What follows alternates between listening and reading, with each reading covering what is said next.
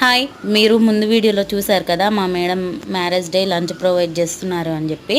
ఆ రోజు ఈవినింగ్ అనమాట ఇది. మేమైతే కేక్ కట్ చేపిస్తున్నాము.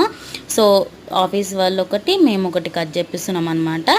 సో ఇక్కడైతే నువ్వు చెప్పురా.